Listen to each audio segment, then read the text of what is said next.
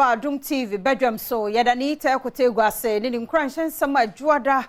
bosome foforo so ode ahyase de amaye eni die mu nsama ato dwa ne de browser Adom kase ne etodwa mu bi ya wobetie nie adrobafo ya womo efa veno railway kwan no so no ekwan ne nye kura wosre penifo mrameye emfama won NDC Franka tuni kanema mpani John Dramani Mahama se eto ye da dialysis enuro ne ho ne maso no ke be ya ban ni nyimfiri so se be ya yenuanom a wo mu hia dialysis ho ne ma no ebo no beba fama ma won no ne nsem bi na no pai be de bro Adom TV Badwam kase wo share live on Facebook/Adom TV extra now for Go TV channel ne 119 DSTV 280 YouTube Adom TV 2 midin ede afia amankwa tamaklo afia ni de mientie se de nsam ni chiremu etie adrobafo one more efa veno ECG kwan no eso wo a wonim ho de onim ho kwan nye kra wo mo esrempanifo titru ni aban no poto obi edam de adane manho e wo sa aban no bra no obesiesie kwan no ma wo mo sebeya wakoni abadie wo sa kwan no so no bekoboko ama wo bi ni Adom TV kase edi nkomoyi easy say cars say exhaust say springs oh ekwan we die enye kura enye ma kura bojen bibia unim say o ko boso kan so a cars pass ne boedin Ghana paying for mon sole na menhwe kwan kase we ana esuo to kakra pe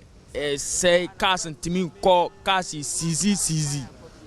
Ghana paying for. Samle da hewanga sa wosha.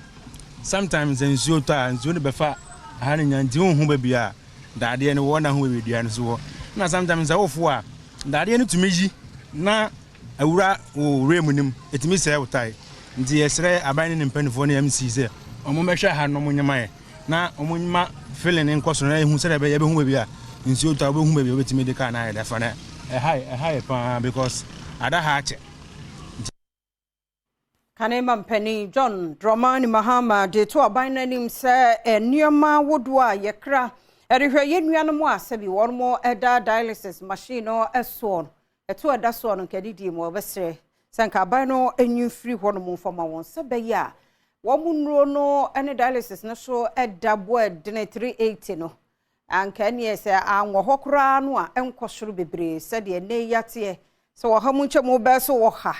ene yede atoso no kane mampani Mahama su se wo sa aban no fa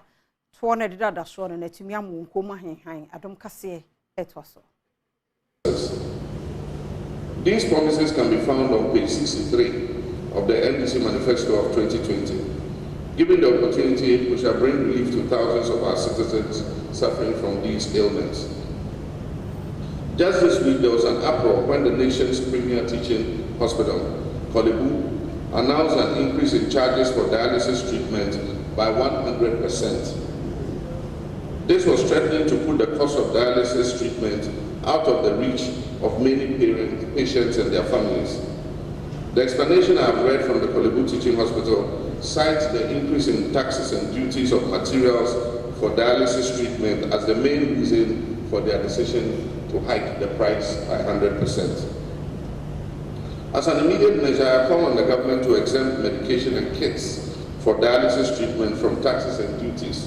to maintain this critical lifeline for patients whose survival depends on this treatment.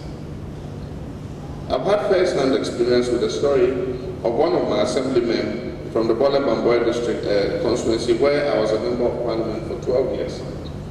This assemblyman had to travel weekly to Kumasi for dialysis treatment because there was no such facility anywhere near our constituency. And there are many places in this country where dialysis is not available. And so if you have kidney disease, you either have to travel to Tamale, to Kumasi, to Accra, Cape Coast, or any of those places for dialysis. And you can imagine the transportation alone, including the cost of the dialysis treatment. Most people cannot afford it. Adom TV Badwam kase na uguso ehwe na asukufo aduasam no 32 nene wonya ntete free arbitration and dispute resolution ne ho niema na ebi eye nsase ho mansosem registration say ye wadwuma say ye won nsase ne niema ahodo no womanya mu entity e de Free Institute of Paralegal Training and Leadership Studies Adom TV kase etwaso say eye ekwan faso na say tokobi ana echinye bi bedan crofo ntem ni obroni friend dispute na se omo ntimi nko court ana so omo hwe na se okọ court a emfaso ebeba no enwie pay ma wa ya hyehyɛ mrato ho se efre bibi alternative dispute resolution ADR aye ekwan horo a etimi faso e de hwe ntawantawa bedan crofo tem so omo ye dwadifo se mpawarefo ana se busuasem ana mpo ansasesem ho ombetimi ensese bi ombe kokot no ombe fasa akwanyu asane so nti ebi ni se ebi a nipa ko na nkasa betena se akase na nipa mienu na ntawantawa na bom ntem no akase asasi bi a mihie ni onsoso hie ni na omma behwehwem na ombe nyante ase friend bi a negotiation ene ewo ne friend mediation no awon be kwakofro obi abase se mimi no mienu yentem nye echinya bu yentem te ekofu obi fofraba no abetena mu bi ne se nipa ne ba o mebua obi afọ National Alternative Dispute Resolution Coordinator Ewo Judicial Service Alex Nati edi atugana fu nyina enim say alternative dispute resolution awodi aba no wonom nyina enyintum seba ebetumi edi dwumapa aboa wo men Ghana emfie aduosia bi a etwam kono ene ye law say arbitration ye fa nya adwuma okroma enso hwemu a yentumi and develop capacity more arbitration hun dawro enkyere Ghana fo ema Ghana fo hu se sa asase isu krado enye court nko an eko kan ya sema ni twa sa adwumadie ya hyehye se ye de tete Ghana fo a omo ya lawyer fo ne wo mo a omo nya lawyer fo nyina na omo tumi aboa enipa omo wasem no omo mpese omo court Akuafo ya womudua kube ne rubber nom ne ade womude ade strepa to aban nanim sankebe ya womo wo loan agie mu wo banks sebe ya womo nso adwuma no ebekoyie de ama womo simpempi no akuafo etesa no ekọ sikakrabia hodo ho a so womo ma wombosianom ne ade no na ada ne bibie wo ho osre abanfa no hunyim no omunya sa emmoa ene hihye bi wo afi Coconut Festival ase eno de nsemi etuja farming is serious business say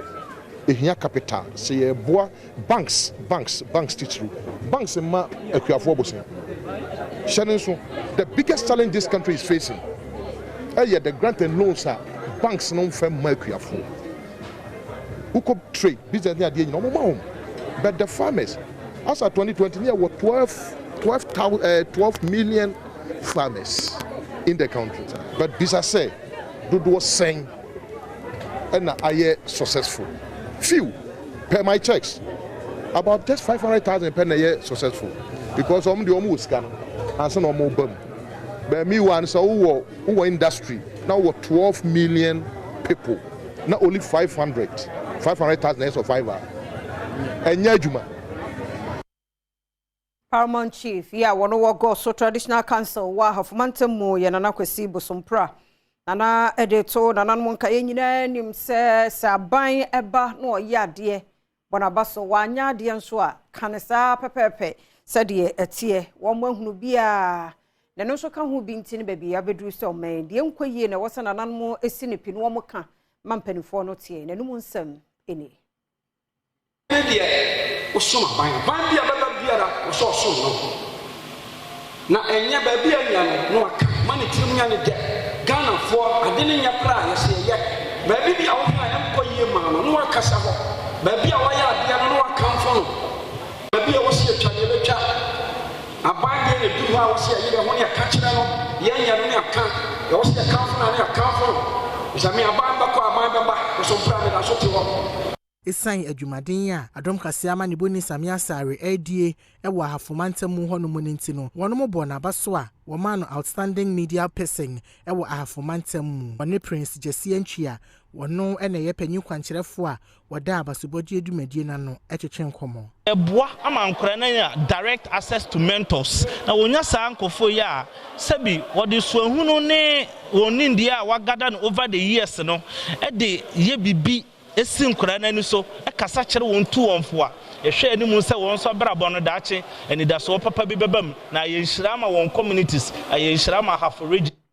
afutuo ne kokobo akọ ma ye mankuma ma ne mema ni nyina wosrewo ni die mu a wontwe won ho free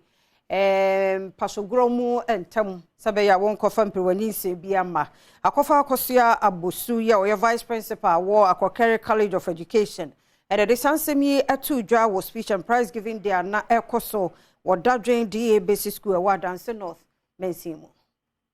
education in church ye de bema enkwala no no omo betia se no mo se ehun hia se sabe ya nware wa obeye sanyama nti de di kan pa education na mo behwe so mo besia de obeko school se ejuma na wo de watuma obeye school na wo kwa na da chimbi no wankasa omo tisa de na tia so se ebema empewa and wachi headmaster was school no more ora Georgia Day and so fakunya no so wachire mu said the musi febre e was school no more and nam say that no esuanti no enkra no apopi so edu ba bia run shift no so no e bia say di chade no esote ena obi so wo wia obi wa no pa ucha na okwa no pa senko so kwa no pa ucha na so me wia ucha na wia so ma kwa no pa ba ati every 2-1 and they say yenya school dan a be so bia nyina be kwa bom pepe pa 2-1 no because don't you go shana no pa I didn't want to school on me ka say me wia because I twa wia school prepi say obi yemo e ka no so ko janabia ada say obe ko public toilet no ko tieska ana so say okofie na wa hwe obe kofie aba no bi kura kwa o mabiem ti adesua ne adekire na say yesua na nkasa no eno so eho etochima kakra